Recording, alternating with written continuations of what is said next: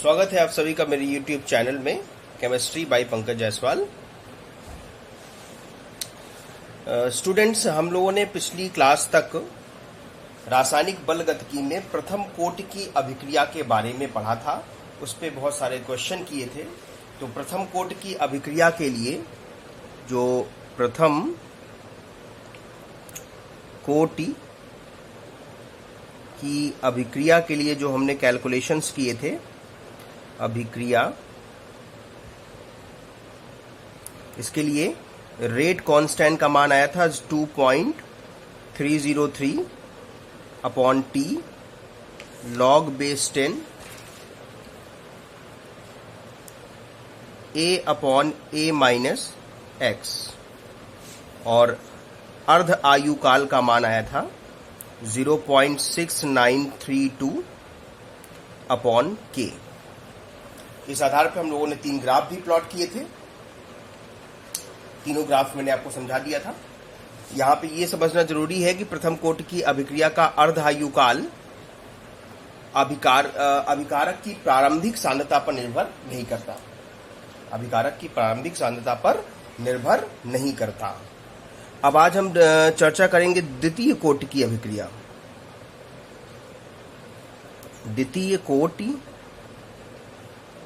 की अभिक्रियाओं के बारे में पढ़ेंगे। देखिए, द्वितीय कोटि की अभिक्रिया क्या है। जब किसी अभिक्रिया की दर दो अभिकारकों की सांद्रताओं की प्रथम घात पर निर्भर करे, दो अभिकारकों की सांद्रताओं की प्रथम घात पर निर्भर करे, या किसी एक अभिकारक की सांद्रता के द्वितीय घात पर निर्भर करे, तो उसे द्वितीय कोटि की अभिक्रिया कहते हैं। यहां लिख लेते हैं, जब किसी अभिक्रिया की दर किसी एक अभिकारक की सांद्रता के द्वितीय घात पर या दो अभिकारकों की सांद्रताओं के प्रथम घात पर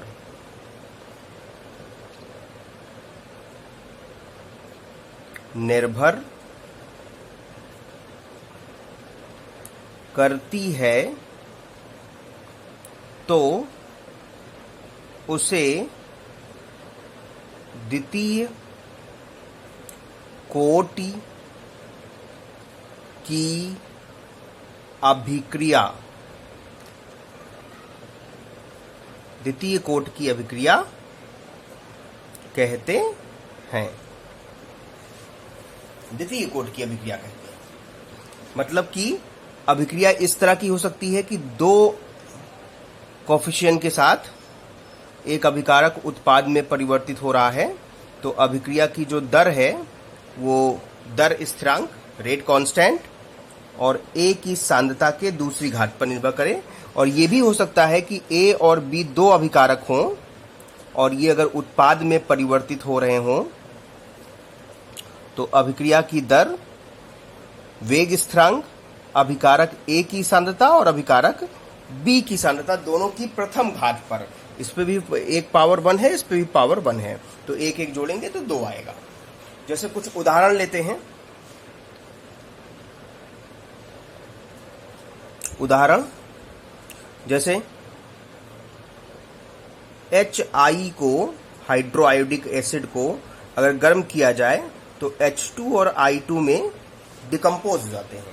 तो यहां पे अभिक्रिया की जो दर है वो अब वेग स्थिरांक और HI की सांद्रता के स्क्वायर पर निर्भर करेगा। दूसरा देखें, दूसरा, अगर द्वितीय कोटि की अभिक्रिया की बात करें तो NO2 2NO2 इसको हीट किया जाए तो ये 2NO और O2 में परिवर्तित हो जाता है। तो जो अभिक्रिया की दर है ये वेग स्थिरांक NO2 की सांद्रता के स्क्वायर पर निर्भर करेगा। तीसरा देखें, जैसे CH3COO C2H5 को सोडियम हाइड्रोक्साइड के साथ अभिक्रिया करा दी जाए तो ये बनाएगा CH3COONA और C2H5OH। तो इस अभिक्रिया की जो दर होगी वो अभिक्रिया का वेग स्थिरांक CH3COO C2H5 की सांद्रता पर निर्भर करेगी और साथ ही साथ NaOH की सांद्रता पर भी निर्भर करेगी। दो अभिकारकों की सांद्रताओं की प्रथम घात पर निर्भर कर रही है। तो ये एक तरह से कैसी हुई, द्वितीय कोटि की अभिक्रिया हुई, है ना। तो ये आपकी द्वितीय कोटि की अभिक्रिया सेकेंड ऑर्डर रिएक्शन है। ठीक, अब सेकेंड ऑर्डर रिएक्शन में जैसे हमने प्रथम कोटि की अभिक्रिया के लिए वेग स्थिरांक का मान कैलकुलेट किया था, वैसे ही हम द्वितीय कोटि की अभिक्रिया के लिए भी वेग स्थिरांक का मान कैलकुलेट करेंगे, उसके अर्ध आयुकाल का मान कैलकुलेट करेंगे। तो ये दो चीजें हम कैसे कैलकुलेट करेंगे, इस पे आइए बात करते हैं। वेग स्थिरांक, वेग स्थिरांक का मान, जैसे वहां पे देखिए एक अभिकारक था, एक ही अभिकारक है ना, लेकिन इसकी सेकेंड पावर है, ये प्रोडक्ट है। तो टाइम जब 0 था तो इसका अमाउंट A था, ये 0 था, और टाइम t सेकेंड हो गया तो ये A माइनस एक्स और ये x हो गया। तो अभिक्रिया की जो दर है dx अपॉन dt, ये समानुपाती होगा A माइनस एक्स के स्क्वायर के, द्वितीय घात पे निर्भर करेगा ना। यहां से प्रोपोर्शनैलिटी साइन अगर हम हटाएं तो dx अपॉन dt बराबर होगा वेग स्थिरांक a माइनस एक्स का स्क्वायर। a माइनस एक्स के स्क्वायर को उधर ले आए और dt को उधर ले जाए, जैसा किया था वैसे ही कर रहे हैं। तो dx upon a minus x square बराबर k इंटू dt। ठीक, अब इसको समाकलन करने पर, समाकलन या अवकलन, अवकलन करने पर, इंटीग्रेशन, अब जो भी कहते हो समाकलन या अवकलन, लेकिन इंटीग्रेशन कहते हैं। जैसे वहां पे इंटीग्रेशन किया था dx a माइनस एक्स का होल स्क्वायर, ये k जो है कांस्टेंट उसको बाहर रखेंगे, dt का अवकलन करेंगे। जैसा जैसा समझाया था बिल्कुल वैसा ही करना है। माना a माइनस एक्स बराबर t, फिर क्या किया था, पूरा दोनों तरफ डिफरेंशिएट कर लिया था।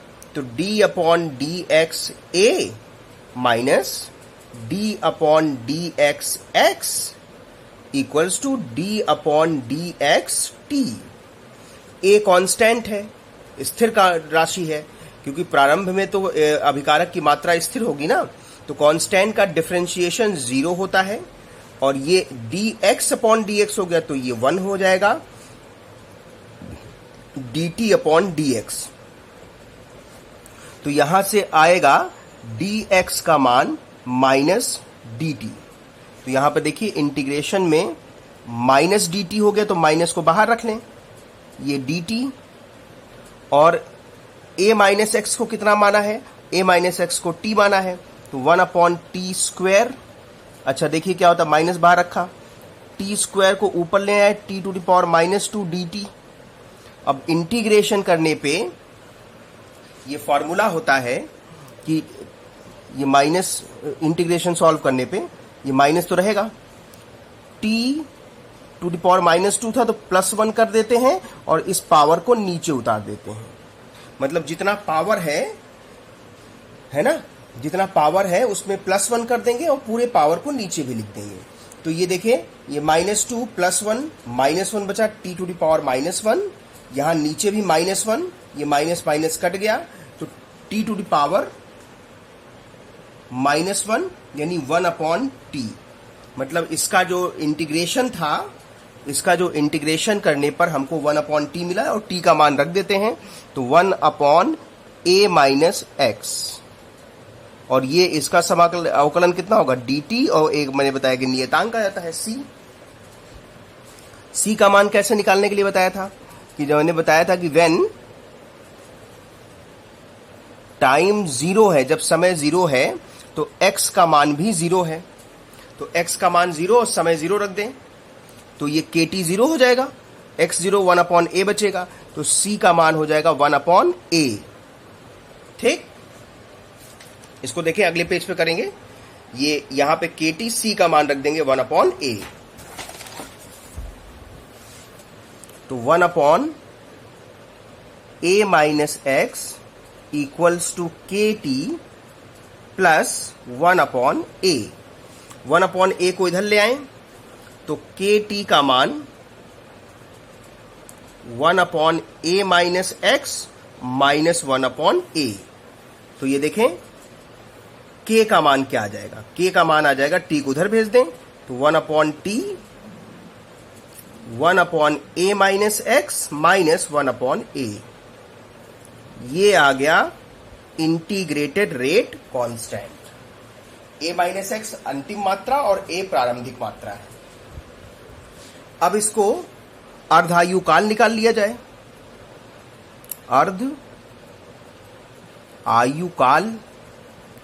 अर्धायुकाल कैसे निकालें? मैंने बताया था कि अगर समय अर्ध आयुकाल के बराबर होगा तो शेष बची मात्रा प्रारंभिक मात्रा की आधी हो जाएगी। तो ये t को उधर भेज दें, k को उधर ले आए, तो t की जगह t half 1/k 1/a - x, तो 1/a - x यहाँ a/2 माइनस 1/a, तो 1/k, ये 2 ऊपर चला गया, 2/a माइनस 1/a, 2/a में से 1/a घटाएंगे तो 1/a बचेगा, तो हाफ लाइफ टाइम यानी अर्ध आयु काल आ गया 1/k × a। a प्रारंभिक मात्रा है। इसका मतलब कि अर्ध आयु काल द्वितीय कोटि की अभिक्रिया का प्रारंभिक मात्रा के व्युत्क्रमानुपाती होता है। यानी प्रारंभिक मात्रा अगर बढ़ाएंगे तो अर्धायु काल घट जाएगा और प्रारंभिक मात्रा घटाएंगे तो अर्धायु काल बढ़ जाएगा। अब इसकी सहायता से ग्राफ प्लॉट करने की कोशिश करते हैं। 3 ग्राफ बताया था मैंने, इसी में बना लेते हैं, तीनों ग्राफ मेंशन कर लेते हैं। पहला जो है, पहला ग्राफ अभिक्रिया की दर वर्सेस सांद्रता, पहला ग्राफ। तो अभिक्रिया की दर को यहां ले लें और सांद्रता के स्क्वायर पर निर्भर करता है, तो सांद्रता के स्क्वायर, तब ये तो समानुपाती होगा तो स्ट्रेट लाइन ही आएगा। वहां पर प्रथम कोटि की अभिक्रिया में केवल सांद्रता रखा गया था। अच्छा, अब यहां देखो t को उधर भेज दो तो kt हो जाएगा और 1/a - x का मान kt प्लस 1/a, तो ये y, ये mx और ये c, तो y का मान 1/a - x और x का मान t। ये देखिए ये पॉजिटिव स्लोप में है, तो पॉजिटिव स्लोप में इस तरह ग्राफ बनता है, नेगेटिव स्लोप में इस तरह से आता है, लेकिन पॉजिटिव स्लोप में क्योंकि यहां सेंटर से नहीं ले जा सकते, क्योंकि ये देखिए c का मान भी है ना कुछ, जब c का मान 0 होता है, y इक्वल्स टू mx होता है, केवल y इक्वल्स टू केवल mx होता है, y इक्वल्स टू अगर केवल mx होता, c का मान 0 होता, तब ये सेंटर से जाता, लेकिन ये c बताता है कि y एक्सिस पर कुछ न कुछ इंटरसेक्ट हुआ है ना, तो ये इंटरसेक्ट को दर्शाता है और इसका मान कितना है 1/a है और ये एंगल थीटा है जो कि 90 डिग्री से कम है, इसीलिए जब भी एंगल 90 डिग्री से कम होगा, स्लोप 90 डिग्री से कम होगा, तो क्योंकि टेंजेंट क्या होता है, टैन थीटा, और टैन थीटा का मान 90 डिग्री से कम होगा तो धनात्मक होगा, 90 डिग्री से ज्यादा होगा तो ऋणात्मक होगा। तो m का मान जो है यहां पे देखिए क्या आया, k, और अर्ध आयु काल t हाफ और 1/a, 1/a ले रहे तो इसलिए स्ट्रेट लाइन मिलेगा, अगर a लेते तो इस तरह कर्व मिलता। ठीक है, तो ये ग्राफ प्राप्त होगा द्वितीय कोटि की अभिक्रिया के लिए। एक आध प्रश्न ले लेते हैं, जैसे देखें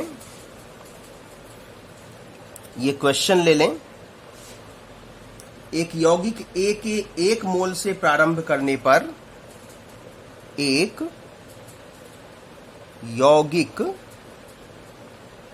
A के 1 मोल से प्रारंभ करने पर यह ज्ञात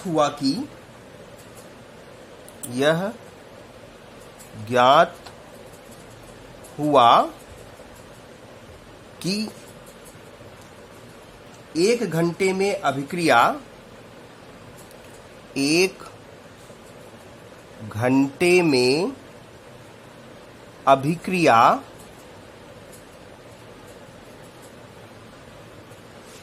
3/4 पूर्ण हो जाती है। 3/4 मतलब 3/4 पूर्ण हो जाती है। यदि अभिक्रिया द्वितीय कोटि की है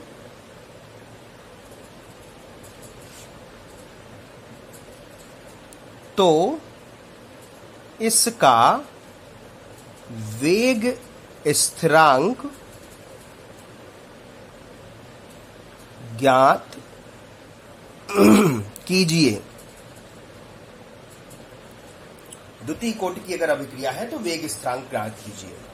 3/4 पूर्ण हो जाती है, तो अगर प्रारंभिक मात्रा को हम लोग 1 मान लें, 1 मोल से प्रारंभ हुआ तो प्रारंभिक मात्रा 1 मोल, तो अंतिम मात्रा मतलब a माइनस एक्स, तो 1 मोल प्रारंभिक और x 3/4 पूर्ण हो जाती है, 3/4। ठीक, तो 3/4 मतलब ये 1/4 बची, ये शेष मात्रा है। और अभिक्रिया का वेग स्थिरांक क्या बताया मैंने, अभिक्रिया का वेग स्थिरांक 1/t 1/a minus x minus 1/a। ठीक है, तो देखिए 1/t मतलब 1 घंटे, a माइनस एक्स 1/4 माइनस 1/1। ठीक, यही तो था,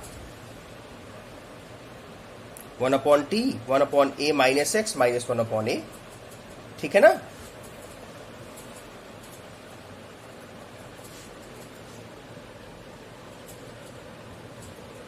तो ये देखिए, सॉरी 1/4 क्योंकि a माइनस एक्स 1/4 है ना, तो 4 ऊपर चला जाएगा, तो ये 1, तो 4 माइनस 1, तो कितना 3 है ना। और इसकी यूनिट क्या होती है, द्वितीय कोटि की अभिक्रिया के लिए सेकेंड ऑर्डर रिएक्शन जो है, द्वितीय कोटि की अभिक्रिया के लिए अभिक्रिया का वेग स्थिरांक का मान, अभिक्रिया के वेग स्थिरांक का मान क्या होगा,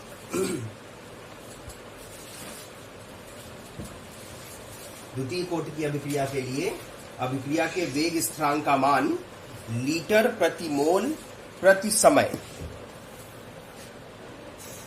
तो लीटर प्रति मोल प्रति घंटे, घंटे समय घंटे में दिया है ना, तो लीटर प्रति मोल प्रति घंटा। ठीक है, ये हो गया सेकेंड ऑर्डर रिएक्शन। अब आइए बात करते हैं तृतीय कोटि की अभिक्रिया के बारे में। तृतीय कोटि की अभिक्रिया। बिल्कुल वैसे ही करना है। एक चीज और मैं समझा दूं, तृतीय कोटि की अभिक्रिया को से पहले एक चीज और समझ लीजिए। अगर मान लीजिए अभिक्रिया में दो अभिकारक हैं और ये प्रोडक्ट बना रहे हैं, द्वितीय कोटि की अभिक्रिया, तो प्रारंभ में इसका मात्रा A है, इसकी मात्रा B, इसकी मात्रा 0, और t सेकेंड पे इससे x कम हो गया, इससे भी x कम हो गया, तो ये x बन गया। तो अभिक्रिया की जो दर होगी dx upon dt equals to k, a minus x लिया जाएगा और b माइनस एक्स को भी, दोनों अभिकारकों की सांद्रता ली जाएगी। तो इसको सॉल्व करने पर k का क्या मान आता है? इसको सॉल्व करने पर k का मान क्या आता है? इसको अगर सॉल्व करेंगे तो k का मान t upon a minus b log base 10, sorry ये t नीचे आएगा, यहां पे 2.303 log base 10 b a minus x upon a b minus x. ये अभिक्रिया का वेग स्थिरांक आएगा अगर दो अलग अलग अभिकारक, यानी कि अभिक्रिया की दर दो अभिकारकों की सांद्रता के प्रथम घात पर निर्भर करती है। तो ये डायरेक्ट फॉर्मूला लिख दिया, इसका कैलकुलेशन बहुत मुश्किल है, बहुत लेंदी है, तो इसलिए थोड़ा सा उसकी जरूरत भी नहीं हमें, है ना। ये सब आप मैथमेटिक्स में जब पढ़ेंगे तो वहां पे मैथमेटिक्स में भी आएगा सेकंड ऑर्डर रिएक्शन के लिए, तो वहां पे आप समझ लेंगे, वहां उसकी जरूरत है, यहां पे इसकी कोई खास जरूरत नहीं है। तृतीय कोटि की अभिक्रिया।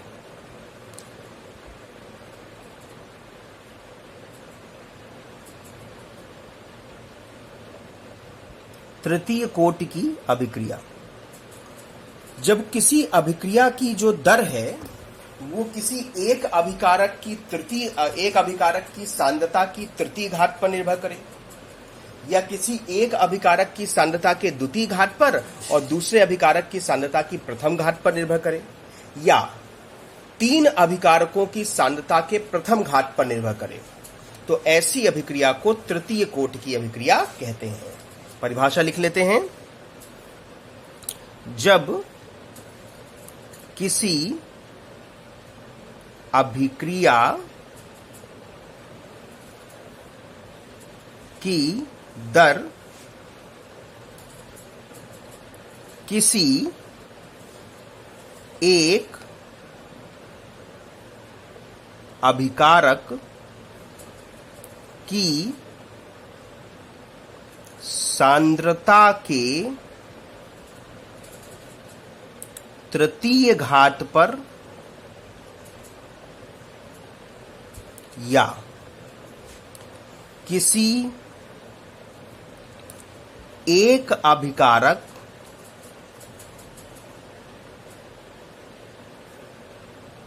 की सांद्रता के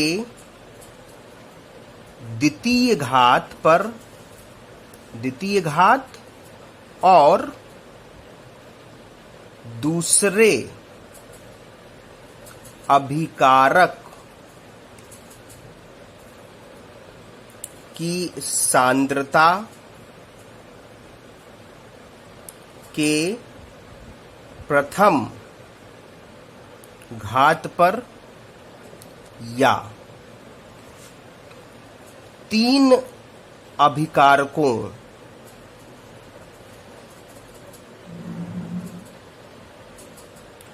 की सांद्रता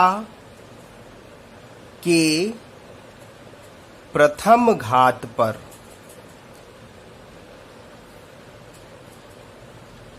निर्भर करता है, तो इसे तृतीय कोटि की अभिक्रिया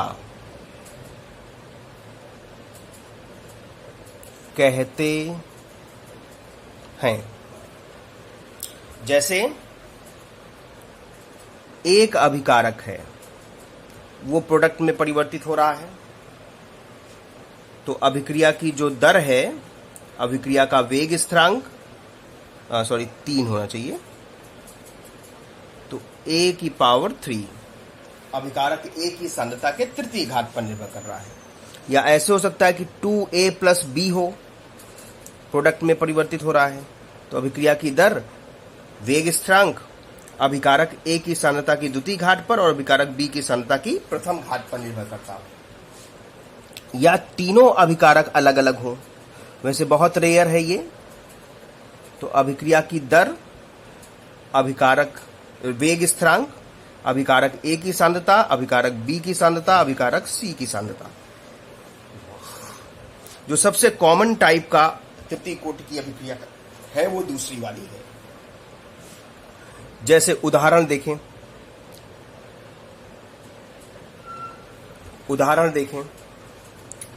ये NO प्लस O2 मिल के बनाएंगे NO2,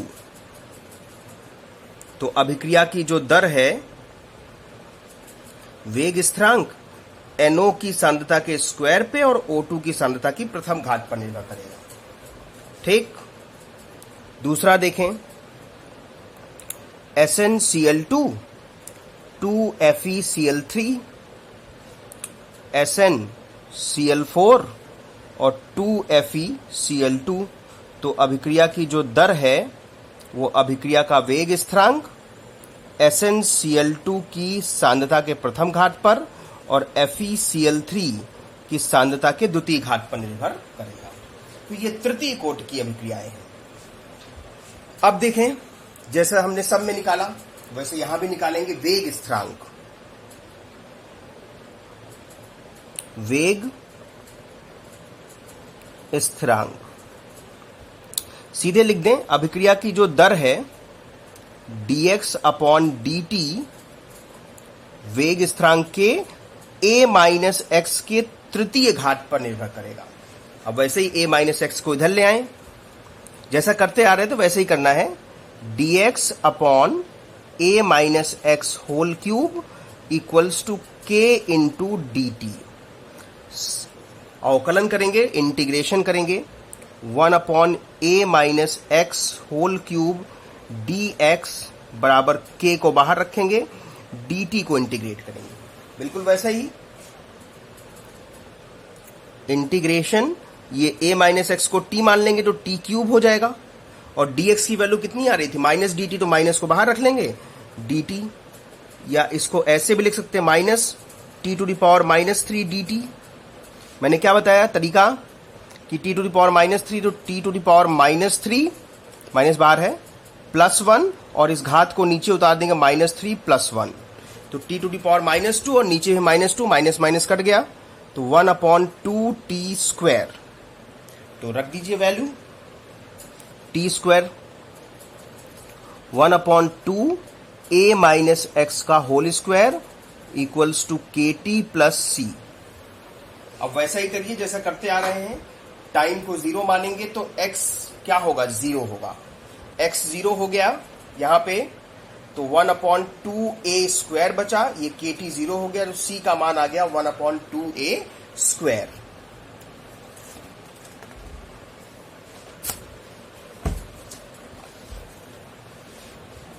देखें,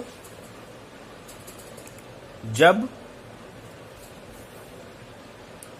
समय 0 है तो x का मान भी 0 है, तो 1 अपॉन 2a स्क्वायर का मान आ गया c, तो वहां रख दीजिए 1 अपॉन 2a माइनस एक्स का होल स्क्वायर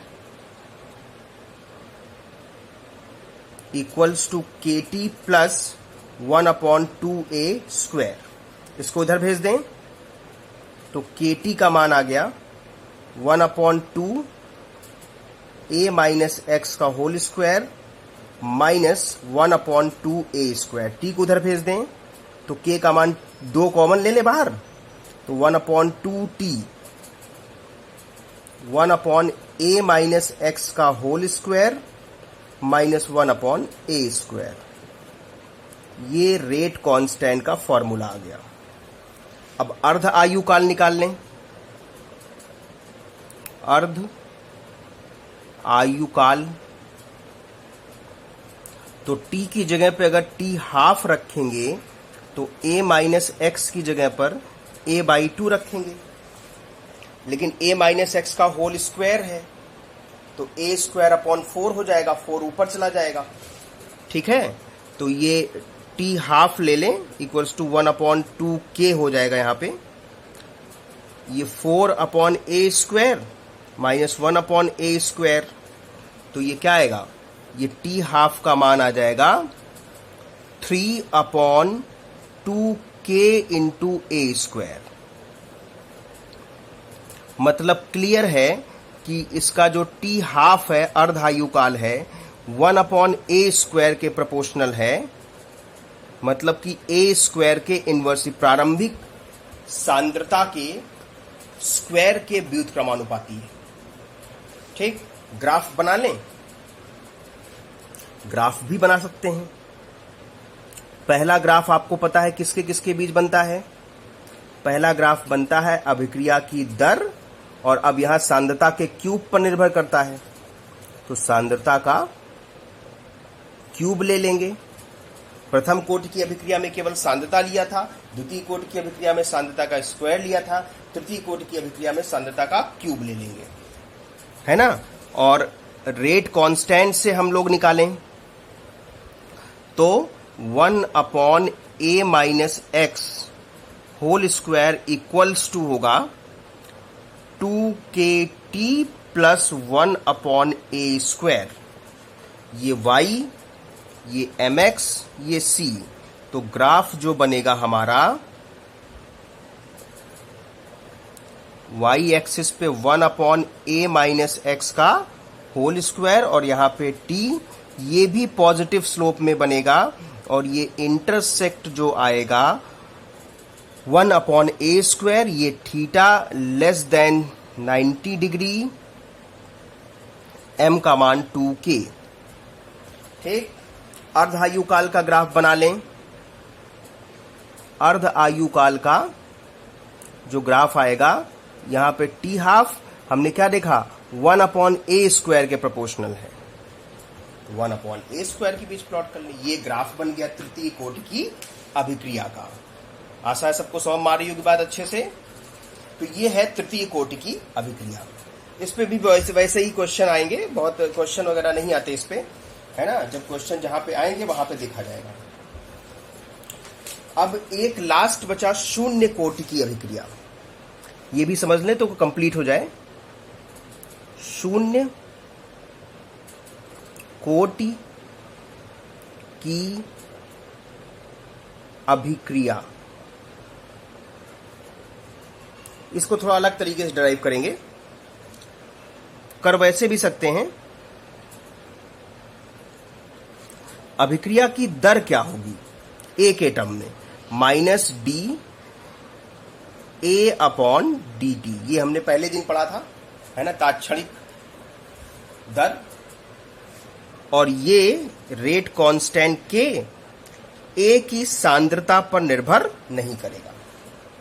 ठीक, यही आपकी शून्य कोटि की अभिक्रिया है।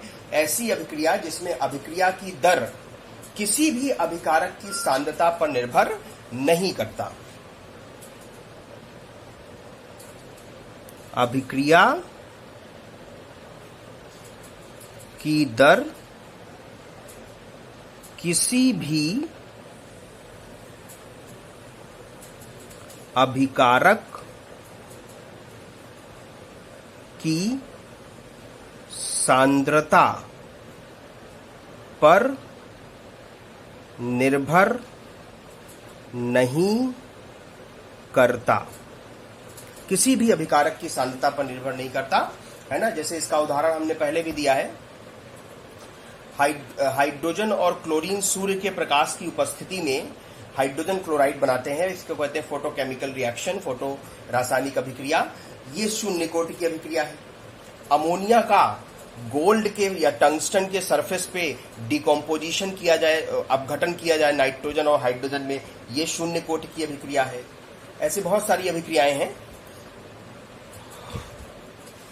तो फिलहाल मेन बात यह है कि अभिकारक की सांद्रता की किसी पावर पे निर्भर नहीं करता। तो ये वैल्यू 1 हो गई, ये 1 हो गई, तो यहां k बचा केवल। ठीक, dt को उधर भेज दीजिए, minus dA k into dt। अब इसको इंटीग्रेट कर लें, माइनस dA को इंटीग्रेट करें ये मानते हुए कि प्रारंभिक सांद्रता इसकी A0 और अंतिम सांद्रता A है। ये k को बाहर रख लें, जब टाइम 0 है तो प्रारंभिक सांद्रता A0 और जब टाइम t सेकेंड हो गया तो अंतिम सांद्रता A। ये dt लिमिट ले लेंगे तो जो है इंटीग्रेशन कांस्टेंट नहीं आएगा, है ना। अब ये भाई dA है तो A आएगा इसका, लेकिन अपर लिमिट A है और लोअर लिमिट A0 है, तो ये माइनस बाहर रखें। अपर लिमिट है A और लोअर लिमिट है A0। जो अपर लिमिट होता है उसको पहले लिख देते हैं, माइनस लोअर लिमिट को बाद में लिख देते हैं, है ना। ये 0 है तो 0 हो जाएगा, t तो वही dt का t आएगा, तो k इंटू टी। तो इंटीग्रेशन कांस्टेंट k की वैल्यू, ये माइनस को चाहे तो अंदर कर दें तो ये माइनस हो जाएगा, ये प्लस हो जाएगा, तो 1/t A0 minus A, A0 minus A। ये इंटीग्रेटेड रेट कांस्टेंट की वैल्यू आ गई। अब इसका अर्ध आयुकाल निकाल लें। अर्ध आयुकाल, अर्ध आयुकाल, तो t की जगह पर अगर t हाफ रखा जाएगा तो अंतिम मात्राएं a की जगह पर A0/2 रखा जाएगा। A0 को ही अभी हम पीछे वाले में a ले रहे थे, और ये A0 जो है a था और a जो है वो हम पहले ले रहे थे a माइनस एक्स, तो वही समझिएगा, है ना। तो a यहां पे A0/2 रखें, तो ये देखिए t half equals to 1/k A0 minus A0/2। तो A0 में से A0/2 घटाएंगे तो A0/2 बचेगा। तो यहां देखिए t हाफ का मान सीधे सीधे A0/2k, ये आ गया अर्धायुकाल। यही A0 को इसी को इस तरह से भी लिख सकते हैं कि t हाफ, A0 को पहले a ले रहे थे 2k, ये भी लिख सकते हैं। तो यहां पे देखने से क्या मिल रहा है कि जो अर्ध आयुकाल है वो प्रारंभिक सांद्रता के समानुपाती, अभी तक व्युत्क्रमानुपाती आ रहा था, अब समानुपाती आ रहा है। तो जो ग्राफ बनेगा इसका,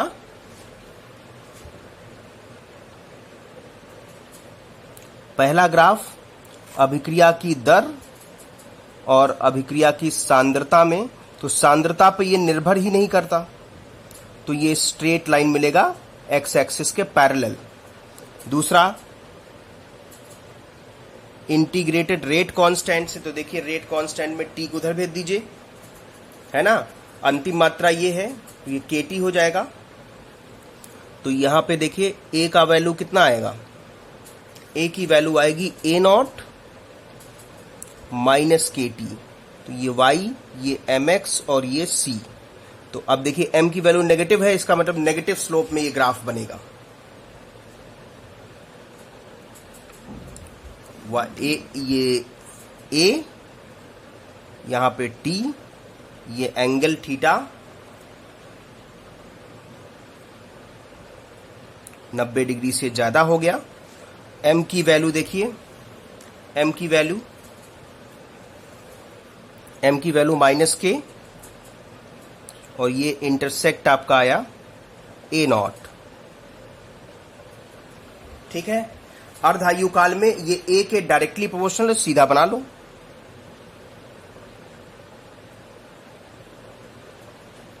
t हाफ, अब सीधे सीधे a, ये स्ट्रेट लाइन, मतलब कि देखिए प्रथम कोटि की अभिक्रिया के लिए जब ये ग्राफ बनाया था तो ये एक्स एक्सिस के पैरेलल मिला था स्ट्रेट लाइन।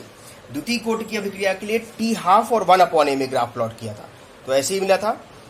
तृतीय कोटि की अभिक्रिया में टी हाफ और 1/a² के बीच ग्राफ प्लॉट किए तो ऐसे मिला, और जो जीरो कोट शून्य कोट की अभिक्रिया है उसको टी हाफ को इधर लिया और a को डायरेक्टली ले लिया, 1/, में नहीं, रेसिप्रोकल में नहीं, डायरेक्टली a को, तो ये स्ट्रेट लाइन मिला।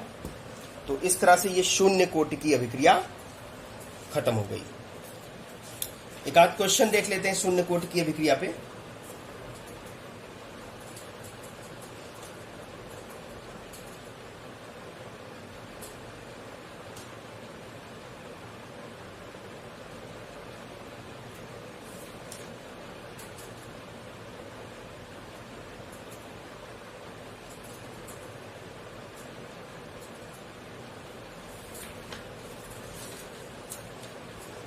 किसी अभिक्रिया में अभिकारक की सांद्रता 20 मिनट में 20% और 40 मिनट में 40% की कमी होती है, तो अभिक्रिया की कोटि की गणना कीजिए। क्वेश्चन लेते हैं। किसी अभिक्रिया में अभिकारक के सांद्रता में किसी अभिक्रिया में अभिकारक की सांद्रता में 20 मिनट में 20%, 20 मिनट में 20% एवं 40 मिनट में 40% की कमी होती है,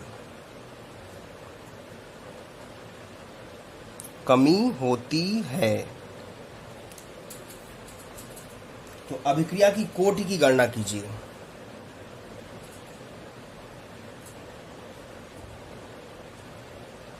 अभिक्रिया की कोटि की गणना कीजिए।